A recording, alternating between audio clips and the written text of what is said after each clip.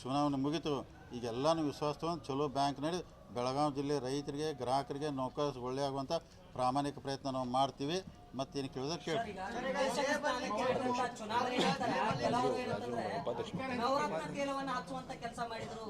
ಡೈರೆಕ್ಟರ್ಗಳಿಗೆ ಅಂದ್ರೆ ಬೇರೆ ಕಡೆ ಸೆಳೆಯುವಂತ ಪ್ರಯತ್ನ ನಡೀತು ಅನ್ನೋ ಮಾತನ್ನ ಹೇಳ್ತಾ ಇದ್ದಾರೆ. ನವರತ್ನ ತೇಲ್ ಹಚ್ಚಿದಾರೆ ಯಾರು ಅಂತ? ಅಲ್ಲಲ್ಲ, ಈಗ ನೋಡ್ರಿ, ರಾಜಕಾರಣದಾಗ ನಮ್ಮ ವಿರೋಧಿಗಳಿಗೆ ಸುಮ್ಕೊಂಡು ಅನ್ನಕ್ಕೂ ಆಗೋದಿಲ್ಲ ರೀ. ಅವರು ರಾಜಕಾರಣ ಮಾಡೋರಿ, ಅವರು ತಮ್ಮ ಪ್ರಯತ್ನ ಎಫರ್ಟ್ ಮಾಡ್ತಾರೋ. ಈಗ ನಮ್ಮ ಕೆಲಸ ನಾವು ಅವ್ರು ಮಾಡಿ, ನೀವು ಹಂಗೆ ಯಾಕೆ ಮಾಡಿರಿ, ಅವ್ರಿಗೆ ಯಾಕೆ ಫೋನ್ ಮಾಡಿರಿ, ಅವ್ನಾಗ ಹೇಳಿ ಅನ್ನಕ್ಕೆ ತಪ್ಪಾಗೋಲ್ಲ. ರಾಜಕಾರಣ ಅವರು ಮಾಡ್ತಾರೋ, ನಾವು ಮಾಡ್ತೀವಿ. ಇವತ್ತು ನಾವು ಸಕ್ಸಸ್ ಆಗಿದ್ದೀವಿ. ಭಾಳ ವರ್ಷ ನಂತರ, ಏನಿಲ್ಲ 30 ವರ್ಷ ನಂತರ ಹೋರಾಟ ಮಾಡಿ ಬ್ಯಾಂಕ್ ಕೈಯಾಗಿ ತೊಗೊಂಡಿದ್ವಿ. ಅಂದ್ರೆ ನಾ ಇಷ್ಟೇ ನನ್ನ ಆಸೆ ಐತಿ, ಅಣ್ಣಾ ಸಾಹೇಬ್ ಜೊಲ್ಲೆ ಅವರು, ರಾಜು ಕಾಗೆ ಅವರು ಕೂಡಿ ಬ್ಯಾಂಕನ್ನು ಈಗೇನು ಮೊದಲು ನಡೆಸಿರಲ್ಲ ರೀ, ಅಂದ್ರೆ ನಡೆಸಿದಂಥ ಕೆಲವೊಂದು ತಾಲೂಕುಗಳು ಅವನ ಹೆಸರು ಮರೆಸಿ ಒಳ್ಳೆ ಕೆಲಸ ಮಾಡ್ತಾರೋ. ಮತ್ತು ರಾಜಕಾರಣದಾಗ ಇವೆಲ್ಲ ನಡೆದು ಅದಕ್ಕೆಲ್ಲ ಭಾಳ ನಾವು ತಲೆ ಕೆಡಿಸ್ಕೋಬೇಕು.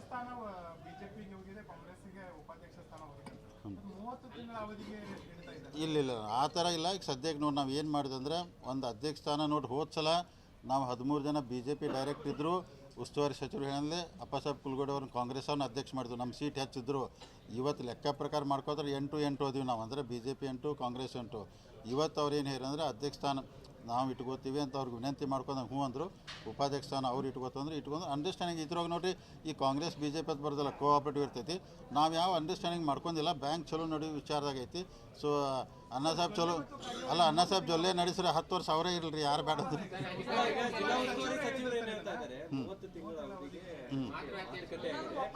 30 ತಿಂಗಳ ನಂತರ ಕಾಂಗ್ರೆಸ್ನವರು ಅಧ್ಯಕ್ಷರಾಗ್ತಾರೆ, BJP ಉಪಾಧ್ಯಕ್ಷರಾಗ್ತಾರೆ ಅನ್ನುವಂಥದ್ದನ್ನ ಜಿಲ್ಲಾ ಉಸ್ತುವಾರಿ ಸಚಿವರು ಪ್ರೆಸ್ಸಿಗೆ ಹೇಳ್ತಿರೋದು.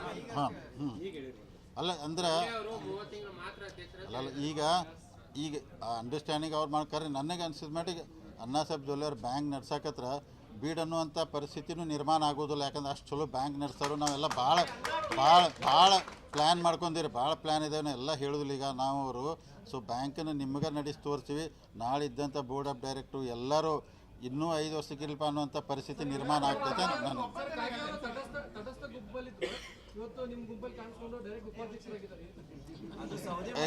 ಅಲ್ಲಲ್ಲ, ಈಗ ರಾಜು ಕಾಗೇಂದ್ ಯಾವಾಗಲೂ ರೊಟ್ಟಿ ತುಪ್ಪದಾಗ ಬೀಳ್ತೈತೆ. ಅವ್ನು ರೊಟ್ಟಿ ತುಪ್ಪದಾಗ ಬೀಳೋದು ಬಂದ ಪಾಟ್ನ ಅನ್ನಪೋಸ್ ಆದ್ರಿ, ಬಂದ ಉಪಾಧ್ಯಕ್ಷ ಆದ, ಅದು ಉಸ್ತುವಾರಿ ಮಂತ್ರಿ ಅವ್ರಿಗೆ ಗೊತ್ತು ಹೆಂಗಾದ್ರು. ಬಟ್ ರಾಜು ಕಾಗೆ ಒಳ್ಳೆ ಮನುಷ್ಯ ಆದರು, ಅವ್ರು ಸಹಕಾರ ಕೊಡ್ತಾರೆ. ಎಲ್ಲರೂ ಏನಿಲ್ಲ ರೀ, ಎಲ್ಲರೂ ಕೂಡಿ ಕೇಸಿತ್ರ ಕಾಂಗ್ರೆಸ್ BJP ಅಂತ ಚೆಂದಂಗೆ ಮಾಡ್ಕೊಂಡು ಹೋಗ್ತಾರೆ. ಈಗ ಮತ್ತೆ ಅಣ್ಣಾ ಸಾಹೇಬ್ ಫೈನಲಿ ಈಗ ಅಣ್ಣಾ ಸಾಹೇಬ್ ಜೊಲ್ಲೆ ಅವರ ಹೆಸರು ಇಟ್ಕೊಂಡು ಜಾರಕಿಹೊಳಿ ಅವರನ್ನ ಕೆಡಿಸುವಂತ, ಅಂದ್ರೆ ನಿಮ್ಮ ಹೆಸರನ್ನು ಕೆಡಿಸುವಂತ ಪ್ರಯತ್ನಗಳು ಬಹಳಷ್ಟು ಅದು. ಅವ್ರ ಕಡೆ ಹೋದವರೆಲ್ಲ ಸೋಲಿಸ್ತಾರು, ಅವ್ರು ರೊಕ್ಕ ಕಸ್ಕೊಳ್ತಾರು, ಹಿಂಗೆಲ್ಲ ಅಪಪ್ರಚಾರಗಳಾದವು.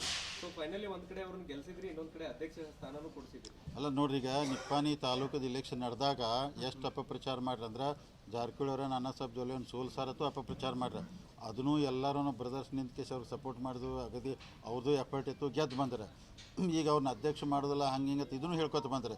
ಖರೆ ನಾವು ಬ್ಯಾಂಕ್ ನಡ್ಸೋಕೆ ಇದ್ರಾಗ ಎಲ್ಲ ಆಯ್ಕೆ ನೋಡಿದಾಗ ಯಾರು ಬೆಸ್ಟ್ ಅನ್ನೋದು ನೋಡಿ, ಯಾರ ಕಡೆ ಬ್ಯಾಂಕ್ ಕೊಟ್ಟರೆ ಚಲೋ ಆಗ್ತೈತೆ ನಾವು ವಿಚಾರ ಮಾಡಿ, ನಮಗೂ ಯಾಕಂದ್ರೆ ಲಾಂಗ್ ಟೈಮ್ ರಾಜಕಾರಣ ಮಾಡಬೇಕು, ಅದಕ್ಕೆ ಬ್ಯಾಂಕ್ ಉಳಿಬೇಕು, ಬೆಳಿಬೇಕು. ಹಿಂಗೆಲ್ಲ ಒಳ್ಳೆಯವ್ರು ಅದಾರೆ. ನಮ್ಮಲ್ಲಿ ಏನೂ ಕೆಡ್ಸೋಕೆ ಅವ್ರು ಏನಾದಾರಲ್ಲ. ಇದಕ್ಕೆ ಅಣ್ಣಾ ಸಾಹೇಬ್ ಜೊಲ್ಲೆ ಅವರು ಹೇಳಿ ನಿಮಗೆ ನಾನು ಹೇಳ್ತೇನೆ, ಅವ್ರು ಏನು ಕೆಡ್ಸೋಕೆ ಬಂದರೂ ನಾವು ಕೆಡೋದಿಲ್ಲ, ಗಟ್ಟಿಯಾಗಿರ್ತೀವಿ, ಬ್ಯಾಂಕ್ನೆಲ್ಲ ಮಾಡ್ತೀವಿ ಎಲ್ಲ. ನಮ್ಮ ಯಾಕಂದ್ರೆ ಕಾಂಗ್ರೆಸ್ಸು BJP ಎಲ್ಲ ಹಿರಿಯರು ಅದಾರು, ಎಲ್ಲರೂ ಕೂಡಿಕೆ ಚಂದಂಗೆ ಬ್ಯಾಂಕ್ ನಡ್ಸ್ಕೊಂಡು ಹೋಗ್ತಾರೆ.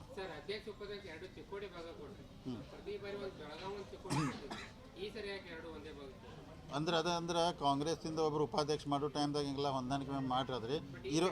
ಇರುವತ್ತಾಕೆ ಈಗ ಎಲ್ಲ ಕಡೆ ಬೋರ್ಡ್ ಆಫ್ ಡೈರೆಕ್ಟರ್ ಐತೆ ಎಲ್ಲ ತಾಲೂಕಿಗೆ, ಅವ್ರು ಮಾಡ್ಕೊಂಡು ಹೋಗ್ತಾರೆ. ಅದರಿಂದ ಏನು ಎಫೆಕ್ಟ್ ಆಗೋದಿಲ್ಲ, ಡೆವಲಪ್ಮೆಂಟ್ ಏನು ತೊಂದರೆ ಆಗೋದಿಲ್ಲ ರೀ. ರೈತರಿಗೆ ಮತ್ತು ಸಿಬ್ಬಂದಿಗಳು ಬಹಳ ನಿರೀಕ್ಷೆ ಇಟ್ಕೊಂಡಿದ್ದಾರೆ, ಹೊಸ ಪ್ಯಾನೆಲ್ ಬರ್ತದೆ, ಹೊಸ ಅಧ್ಯಕ್ಷರಾಗ್ತಾರೆ. ಈಗ ಅದನ್ನು ಸ್ವಲ್ಪ ಇರಲಿಲ್ಲ, day by day Anna Saheb Jolle ಅವ್ರಿಗೆ ಮೀಟಿಂಗ್ ಸ್ಟಾರ್ಟ್ ಮಾಡ್ತಾರೋ, ಎಲ್ಲ ಮಾಡ್ತಾರೋ. ಸ್ವಲ್ಪ ಇವತ್ತು ಶುರು ಆಗೈತೆ ರೀ, ಬಟ್ ಒಳ್ಳೇದಾಗ್ತೈತೆ ರೀ. ಅಲ್ಲ, ಕಾಂಗ್ರೆಸ್ ಗೌರ್ಮೆಂಟ್ ಇತ್ತು ಸರ್. ಲಾಸ್ಟ್ ಟೈಮ್ ಅಪ್ಪಸಾಬ್ ಕುಲಗೋಡಿ ಅವ್ರು ಆಗಬೇಕಾದ್ರೆ ಗೌರ್ಮೆಂಟ್ ಅವ್ರದ್ದು ಹಿಂಗಾಗಿ ನಾವು BJP ಆಗಲ್ಲ ಅಂತ ಬಿಟ್ಕೊಟ್ಟಿದ್ವಿ. ಈಗ ಕಾಂಗ್ರೆಸ್ ಗೌರ್ಮೆಂಟ್ ಶಾಕ್ ಕೊಟ್ಟು, ಯಾಕಂದ್ರೆ ಸಿದ್ದರಾಮಯ್ಯನವರೇ ಎಂಟ್ರಿ ಆಗಿದ್ರು ಅಂತೇಳಿ ಚರ್ಚೆಗಳಾದವು ಸರ್. ಕಾಂಗ್ರೆಸ್ ಅವ್ರನ್ನೇ ಅಧ್ಯಕ್ಷ ಮಾಡಬೇಕು, ಉಪಾಧ್ಯಕ್ಷ ಮಾಡಬೇಕು ಅಂತೇಳಿ ಸಾಕಷ್ಟು ಚರ್ಚೆಗಳಾದ. ನಿಜಾನ ಸಿದ್ದರಾಮಯ್ಯನವರು ಎಂಟ್ರಿ ಆಗಿದ್ದು ನಿಜ? ನೋಡಿ, ಎಲ್ಲ ಸುಳ್ಳು. ಪಾಪ CM ಅವರು ಯಾವುದೂ ಇನ್ವಾಲ್ವ್ ಆಗಿಲ್ಲ. ಅವ್ರಿಗೆ 108 ಕೆಲಸ ಇರ್ತಾವೆ. ಅವ್ರು DCC ಬ್ಯಾಂಕ್ ವಿಚಾರದಾಗ ಪತ್ರಿಕೆಯಲ್ಲಿ ಬರ್ತದೆ, ಅಂದ್ರೆ ಮಾನ್ಯ ಮುಖ್ಯಮಂತ್ರಿ ಇನ್ವಾಲ್ವ್ ಆಗಿದ್ದಾರೆ. ಯಾರೂ ಇನ್ವಾಲ್ವ್ ಆಗಿಲ್ಲ ರೀ. ಮತ್ತು ಕೋಆಪರೇಟಿವ್ ವಿಚಾರದಾಗ ರೀ ಎಲ್ಲರೂ ಕೂಡಿಯತ್ತ, ಅಪೆಕ್ಸ್ ಇರಲಿ, KMF ಇರಲಿ, ಮಾರ್ಕೆಟಿಂಗ್ ಫೆಡರೇಷನ್ ಇರಲಿ, ಎಲ್ಲ ಪಾರ್ಟಿಯವ್ರು ಕೂಡೇ ಮಾಡ್ತಾರೆ. CM ಅವ್ರು ಇನ್ವಾಲ್ವ್ ಆಗಿಲ್ಲ. ಮತ್ತು ಡಿಸ್ಟ್ರಿಕ್ಟ್ ಮಿನಿಸ್ಟರ್ನ ಎಲ್ಲ ವಿಶ್ವಾಸ ತೊಗೊಂಡು, ಎಲ್ಲರನ್ನೂ ಶಾಸಕರನ್ನ ವಿಶ್ವಾಸ ತೊಗೊಂಡು ಮಾಡಿದ್ದೀವಿ. ಇದ್ರಾಗ ಏನೂ ಇಲ್ಲ, ಸುಮ್ಮನೆ ರೂಮರ್ ಅವೆಲ್ಲ. 50 ಕೋಟಿ ರೂಪಾಯಿ ಬೆಟ್ಟಿಂಗ್ ಸವಾಲ್ನಲ್ಲಿ